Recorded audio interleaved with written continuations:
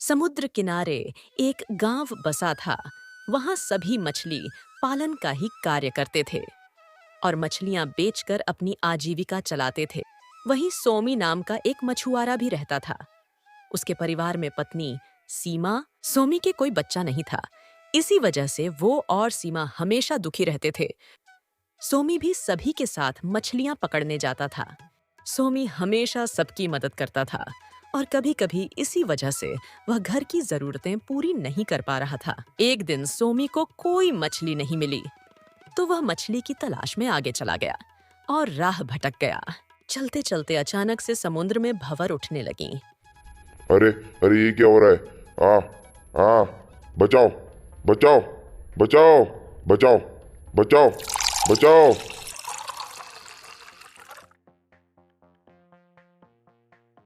अरे अरे, ये मैं कहाँ आ गया हूँ? यहाँ तो बहुत सोना ही सोना है। ये कौन सी दुनिया है? अरे, ये एक और बेचारा आदमी भी अपनी दुनिया में आ गया। सुनो, क्या नाम है तुम्हारा? तुम भी हमारी दुनिया में आकर फंस गए हो। यहाँ तुम्हें सोना तो खूब मिलेगा, पर और कुछ नहीं सुख देख पाओगे। कुछ ही दिनों में तुम भी हमारे जैसे बोने बन के रह जाओगे। ये क्या कह रहे हैं आप? मेरा नाम सोमी है। मैं यहाँ कैसे आ गया हूँ? और आप क्या कह रहे हैं? मैं कैसे फंस जाऊंगा? क्या बात है, कृपया बताइए। तुम जानना चाहते तो सुनो। हमारा गांव बहुत खुशहाल था। हमारे गांव में सभी बहुत सुंदर और लंबे थे। बहुत समय पहले हमारे गांव में एक अघोरी बाबा आए थे। उनके साथ एक उनका बोना शिष्य भी आया था। हम सभी गांव वालों को अपनी सुंदरता पर बहुत घमंड था। जैसे ही वह दोनों हमारे गांव में आए, हम लोगों ने अघोरी बाबा की बदसूरती और बोने शिष्य की बहुत हंसी उड़ाई। और हमारे गांव के जमींदार, जिनको सोना जवाहरात बहुत पसंद था, उन्होंने अघोरी बाबा को कहा कि आप जैसे बदसूरत अघोरी को हमारे सोने की चमक जैसे गांव में रहना शोभा नहीं देता। तब अघोरी बाबा ने गुस्से में आकर हमारे गांव को श्राप दे दिया। तब से ही हम ये श्राप भुगत रहे हैं। हमारा गांव श्रापित है। यहाँ जो भी आता है कभी वापस नहीं जा पाता है। हमारी ऐसी हालत भी श्राप की वजह से ही हुई है। फिर सोमी के बहुत पूछने पर बोने ने बताया कि गांव के बाहर एक पेड़ है, उसमें एक साधु बाबा कैद है। वो ही तुम्हें यहाँ से आजाद होने का कोई रास्ता बताएंगे। जैसे ही सोमी पेड़ के पास जाता है, पेड़ आंखें खोल देता है। तुम आ गए सोमी। मैं तुम जैसे ही एक सच्चे और ईमानदार इंसान की राह देख रहा था। तुमसे पहले जो भी यहाँ आए, वो सब इतना सोना देखकर लालच में अंधे होकर यही बोने बन गए। तुम ही हमें यहाँ से आजाद कर सकते हो। मैं आपको और पूरे गांव को आजाद कराने की पूरी कोशिश करूंगा। आप मुझे बताइए, मुझे क्या करना होगा? ये जो कुआं देख रहे हो ना, तुम्हें इसमें अंदर जाना होगा। इसमें अंदर जाने के बाद तुम्हारे सामने 2 दरवाजे आएंगे। तुम्हें उसमें से सही दरवाजे को चुनना होगा। जैसे ही तुम सही दरवाजा चुनोगे, तुम्हारे सामने चाबी आ जाएगी। फिर तुम आगे बढ़कर उस दरवाजे को खोलना और वहां से ब्रह्म कमल लेकर आना होगा।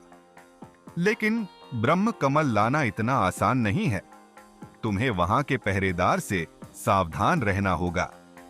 तुम्हें कई चुनौतियां मिलेंगी। क्या तुम तैयार हो? मैं बिल्कुल तैयार हूं। आप चिंता मत कीजिए। इतना कहकर सोमी कुएं में कूद जाता है।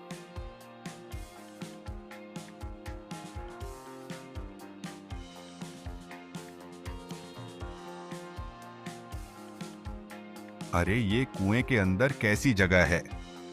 मैं इसे कैसे पार करूंगा? हे भगवान, मेरी मदद करो। तभी उसे पेड़ बाबा का दिया हुआ मंत्र याद आया और जैसे ही सोमी ने मंत्र पढ़ा, वहां एक रास्ता प्रकट हो गया और सोमी आगे बढ़ता है। सोमी कुएं में अंदर जाता है। तभी सामने उसे 2 दरवाजे दिखते हैं। हे भगवान, ये तो दोनों एक जैसे हैं। मैं इनमें से कैसे पहचानूं असली दरवाजे को?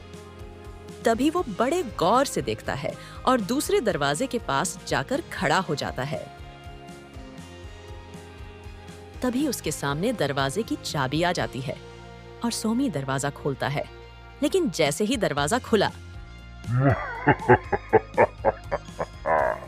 उसके सामने एक जीन प्रकट होता है। तुम इस ब्रह्म कमल को ऐसे नहीं ले जा सकते हो। तुम्हें मेरे 3 सवालों के जवाब देने होंगे। अगर तुमने सब जवाब सही दिए तो ही तुम ब्रह्म कमल ले जा सकते हो, अन्यथा तुम्हारी यही मृत्यु हो जाएगी। मेरा पहला सवाल है, मनुष्य को धनवान बनने के लिए क्या त्यागना चाहिए? मेरा दूसरा सवाल है, किस पर नियंत्रण रखना चाहिए? मेरा तीसरा सवाल है, अज्ञान क्या है? मेरे तीनों सवालों के जवाब देकर ही आपके पहले सवाल का जवाब है इच्छा। मनुष्य अपनी इच्छाओं का त्याग करेगा तो उसे किसी चीज की कभी कमी नहीं होगी। आपके दूसरे सवाल का जवाब है मन। अगर मन हमारा नियंत्रण में हो तो हमारा जीवन सार्थक हो जाता है। आपके तीसरे सवाल का जवाब है आत्मज्ञान का अभाव ही अज्ञान है। अगर मनुष्य को आत्मज्ञान हो जाए तो उसे जीवन जीना आ जाए। जैसे ही सोमी ने तीनों सवालों सही जवाब दिए, जिन और आग गायब हो जाते हैं। सोमी दरवाजे के अंदर जाता है, लेकिन यह क्या?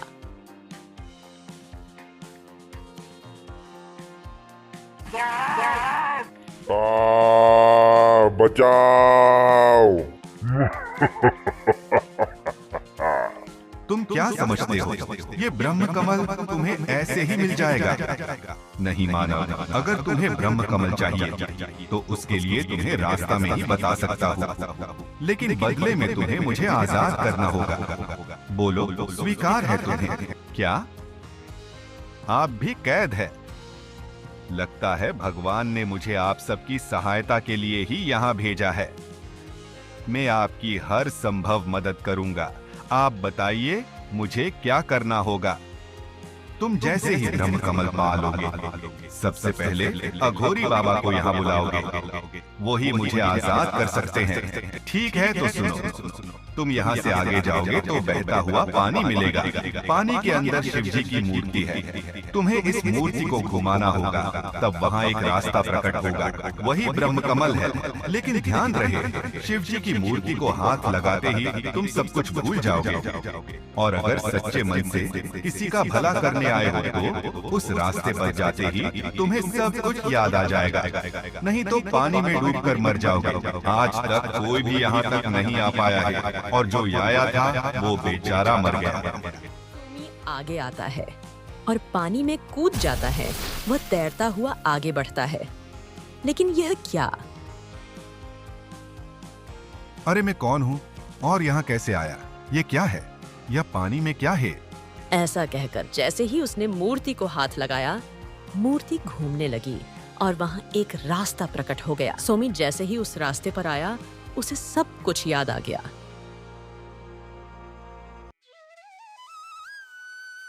सोमी ने ब्रह्म कमल लेकर सबसे पहले अघोरी बाबा को बुलाया और जिन्न को आजाद कराया। उसके बाद